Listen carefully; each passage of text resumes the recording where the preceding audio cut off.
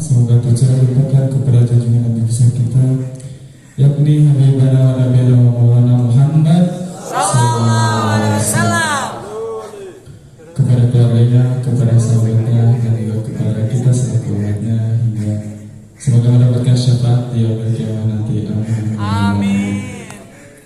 Yang saya hormati dan saya muliakan pimpinan Pondok Pesantren Al-Wafa, Profesor Dr. Ki Haji Rahmat Syafi'i SMA, yang dimanapun beliau berada, semoga tidak mengurangi rasa khidmat kita kepada beliau. Tak lupa juga yang saya hormati dan saya muliakan pembina asatidz dan asatidzah Pondok Pesantren Al-Wafa, juga santriwan-santriwati yang saya muliakan. Alhamdulillah, pada kesempatan kali ini saya diberikan amanah atau diberikan kesempatan untuk menyampaikan kutub hadis Arba'in Nawawiyah ke-25 yang diriwayatkan oleh Imam Muslim. Bismillahirrahmanirrahim. An Abdillah radhiyallahu anhu aidan an-nas min ashabi Rasulullah sallallahu alaihi wasallam. Qala Nabi sallallahu alaihi wasallam, ya Rasulullah, dhahaba al-duthur bil-ujuri kama yasuna wa la tasumu wa tasadaqu bi fuduli amwalihim. Qala awalaysa qad ja'ala lakum ma tasaddaqun illa bi kulli tasbihatin sadaqah wa kullu takbiratin sadaqah wa kullu tahmidatin sadaqah wa kullu tahmidatin sadaqah wa amru bil ma'rufin sadaqah wa nahyi 'anil munkarin sadaqah wa fi budi ahlikum sadaqah. Qalu ya Rasulullah, ayati ahaduna syahwatu wa yakuna fiha ajr. Qala awalaytum wa du'a fi haramin halal kana lahu ajr. Hadis ini diriwayatkan oleh Abu Zar, bahwasanya beliau menceritakan datang sekelompok sahabat atau kalangan sahabat kepada Nabi, yang dalam riwayat lain mengatakan bahwasanya kalangan para sahabat ini tergolong orang-orang yang miskin ataupun orang-orang yang fakir. Beliau bertanya kepada Rasulullah, ya Rasulullah, itu orang-orang kaya telah melampaui kami dalam hal kebaikan-kebaikan. Kenapa? Karena mereka sholat sebagaimana kami sholat, mereka berpuasa sebagaimana kami berpuasa, tetapi mereka bersedekah dengan kelebihan harta mereka, yaitu kami tidak mampu lakukan karena kami ini miskin, kami ini fakir. Karena sebab kalau mereka melakukan sholat dan berpuasa itu kami bisa lakukan, tetapi ketika mereka bersedekah itu kami tidak mampu melakukan tersebut. Jadi mereka itu meminta solusi kepada Rasulullah supaya mereka itu bisa mengejar kebaikan-kebaikan orang kaya tersebut, supaya mereka meskipun tidak mempunyai harta, tapi mereka bisa mendapatkan kebaikan-kebaikan dari yang seperti orang kaya dapatkan tersebut. Nah, mendengar hal tersebut, Rasulullah SAW berkata, bukankah Allah Subhanahu wa Ta'ala telah memberikan jalan kepada kita untuk melakukan sedekah?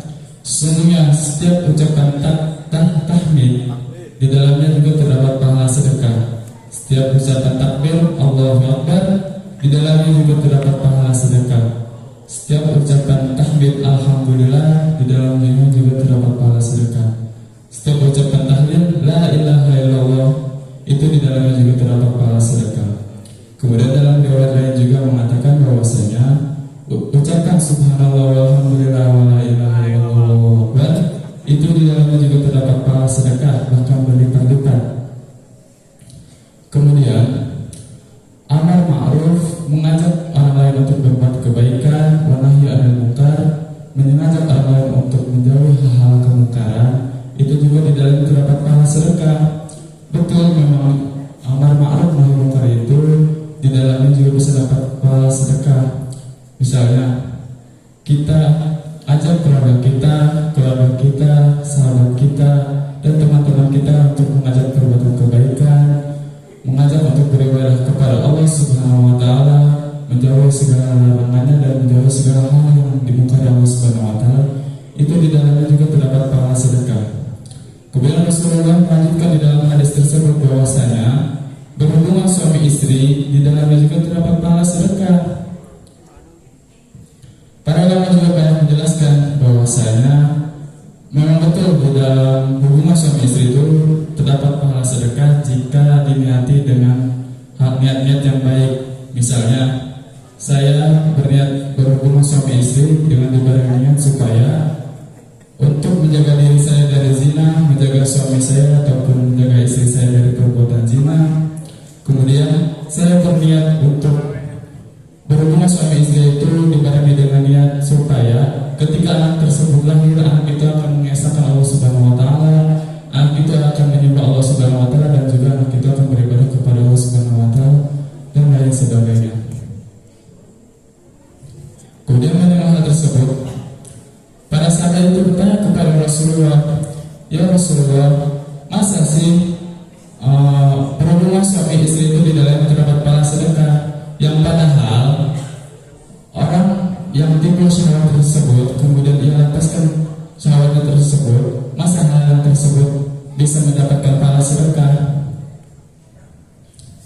Kemudian Rasulullah SAW mendengar perkataan sahabat tersebut menjawab, "Coba kalian pikir bahwa saya ketika orang tersebut timbul syahwat, kemudian ia lepaskan syahwatnya tersebut kepada hal yang haram, bukankah itu berdosa?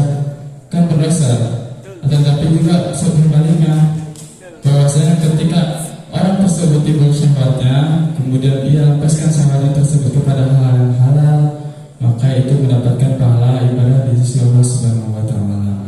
Nah, dalam hal ini memberikan pelajaran kepada kita bahwasanya ketika kita meninggalkan keburukan diniati dengan hal-hal yang baik, itu bisa mendapatkan pahala sedekah. Kita meninggalkan perbuatan kufur, kita meninggalkan perbuatan riya, kita meninggalkan perbuatan zina dengan diniati agar untuk mendapatkan kebaikan dari Allah Subhanahu wa taala, untuk mendapatkan pahala dari Allah Subhanahu wa taala, agar untuk ataupun karena takut akan dimurkai Allah Subhanahu wa taala, itu bernilai ibadah di sisi Allah Subhanahu wa taala. Kemudian dalam riwayat lain mengatakan bahwasanya para kalangan sahabat itu kembali lagi kepada Rasulullah, kemudian berkata, "Ya Rasulullah, ketika orang kaya tersebut mendengar hadis dari Rasul tersebut, mereka juga melakukan hal yang sama seperti yang kami lakukan. Mereka membaca tasbih, mereka membaca tahmid, mereka membaca tahlil, jadi sama aja. Jadi kami ini tetap tertinggal ya Rasulullah." Kemudian mendengar tersebut, Rasulullah SAW berkata bahwasanya sesungguhnya terdapat keutamaan yang Allah Subhanahu wa taala berikan kepada orang-orang yang kehendaki. Kemudian dalam riwayat lain juga mengatakan bahwasanya meskipun orang-orang kaya itu tersebut melakukan hal yang seperti kalian lakukan, pemahaman bahwasanya setiap kebaikan kita, setiap apa yang kita kerjakan, setiap perbuatan apa yang kita kerjakan, ketika kita diniati untuk mendapatkan kebaikan dari Allah Subhanahu wa taala, untuk mendapatkan kebaikan dari Allah Subhanahu wa taala, untuk mendapatkan kebaikan dari Allah Subhanahu wa taala, kemudian karena rasa takut akan murka Allah Subhanahu wa taala, itu mendapatkan pahala ibadah dari Allah Subhanahu wa taala.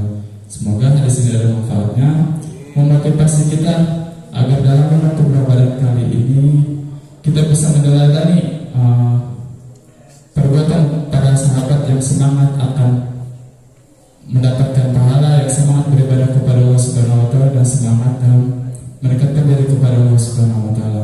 Wallahu a'lam. Assalamualaikum warahmatullahi wabarakatuh.